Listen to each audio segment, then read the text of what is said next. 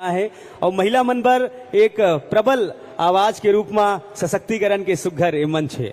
देखो ये छत्तीसगढ़िया सबले बढ़िया हमार प्रियंका जी घलोक सुआ नाचा थे। ये तो छत्तीसगढ़ के संस्कृति है। नान नान बहिनी मन जेन हमार जेन सुतिया पहुंची जिन साटी करधनी जिन पहने है पोशाक जिन पहने है छत्तीसगढ़ के बहुत सुंदर नृत्य आदरणीय हमार प्रियंका जी उनकर मान बढ़ा थे। और बिल्कुल देवारी तिहार आग पहली सुबह नृत्य के जो परंपरा है आज देखो स्कूल के लड़का मन नोनी मन बारे बहुत आज हमला लगता कि बहुत बड़े दिन है। हमार माई पहुना जी हा ओकर मन संग तकरीबन 40 साल बीत गए, मैं बुढ़ी होने वाली हूँ। मैं उत्तर प्रदेश में काम कर रही थी।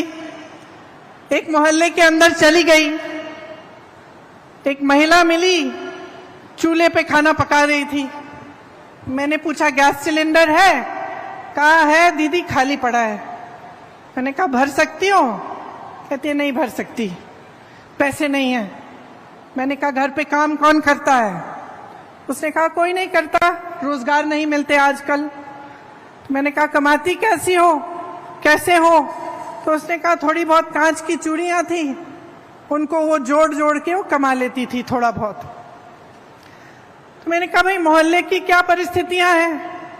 उसने कहा दीदी बिजली के खंभे हैं, बिजली नहीं आती, पानी की टूटी है, पानी नहीं आता, सड़क तो आपने देखी होगी खराब पड़ी हुई है।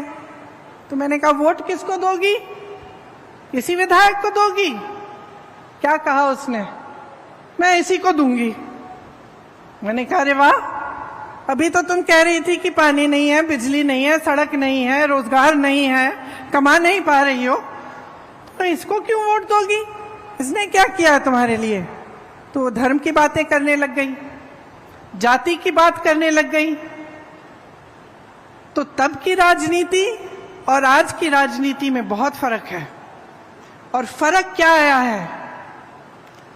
जनता जागरूक तब भी थी, जनता जागरूक अब भी है, लेकिन अब जनता के जज्बातों का इस्तेमाल हो रहा है। धर्म की बातें होती हैं, जाति की बातें होती हैं, और इसमें इनका राजनीतिक इस्तेमाल होता है।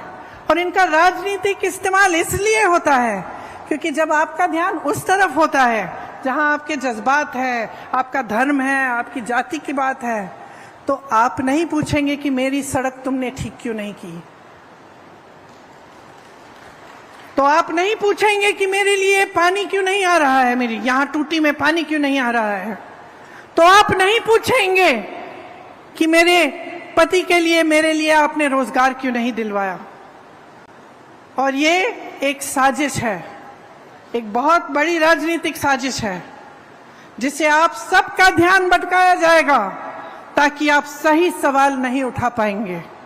आज की राजनीति अफसोस की बात है, लेकिन यही राजनीति चल रही है। आपने देखा होगा केंद्र सरकार को, प्रधानमंत्री श्री नरेंद्र मोदी जी को हाल ही में उन्होंने G20 कराया। कोई नहीं कहता कि ये बुरी चीज है, अच्छा है, देश का मान सम्मान बढ़ता है, अच्छा है। 27,000 करोड़ रुपए इन्होंने खर्चे यशोभूमि को बनाने में, 20,000 करोड़ रुपए इन्होंने खर्चे नए संसद भवन को बनाने में, 8,000 रुपए के ये हवाई जहाजों में उड़ के जाते हैं सिर्फ उनके लिए। 2 हवाई जहाज खरीदे हैं 8-8 हजार करोड़ रुपए के। लेकिन ये आपको ये जवाब नहीं दे पाते कि आपकी सड़कें टूटी क्यों हैं। ये आपको ये जवाब नहीं दे पाते कि आपके घर में रोजगार क्यों नहीं आ रहा है। ये आपको ये जवाब नहीं दे पाते कि महंगाई इतनी क्यों बढ़ गई है कि आपकी कमर तोड़ी जा रही है, कि इस देश का किसान आज 27 रुपए प्रतिदिन कमा रहा है।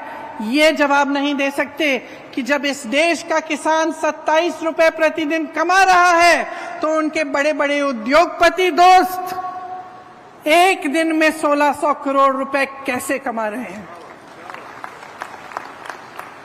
देश का मान सम्मान बढ़ता है, ये हर देशवासी के लिए अच्छी चीज है, सबको गर्व होता है, लेकिन इसका मतलब नहीं कि इस देश के गरीब, इस देश के मिडिल क्लास को भूल जाएं और ये भूल जाएं कि सत्ता उन्हें किसने दी और उनको कैसे मिली। आज छत्तीसगढ़ में एक ऐसी प्रदेश की सरकार है जो पुरानी वाली राजनीति के असूलों पर चल रही है। केंद्र की सरकार ने गरीबों और मिडिल क्लास से छीना है और छीन के अपने बड़े बड़े उद्योगपति मित्रों को सींचा है। छत्तीसगढ़ की इस प्रदेश सरकार ने एक एक पैसा आपके जेब में वापस डाला है।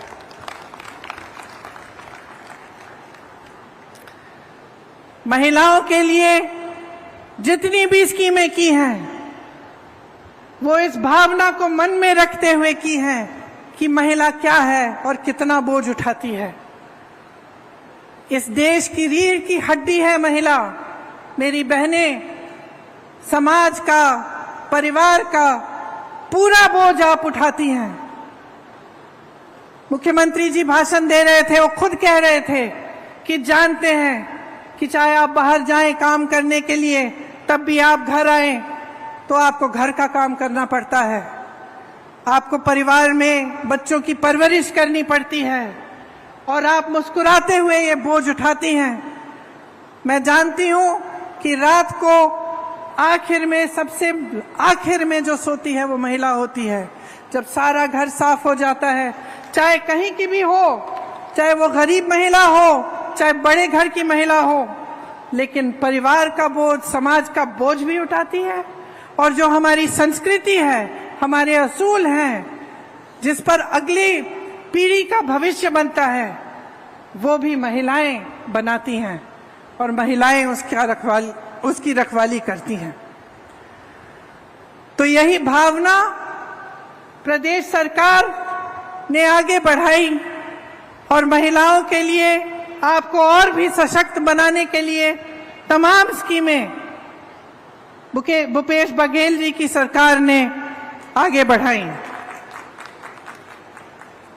और अपनी ही भलाई के लिए, अपने भविष्य को मजबूत बनाने के लिए अपना कीमती वोट दीजिए। बहुत बहुत धन्यवाद। जय हिंद।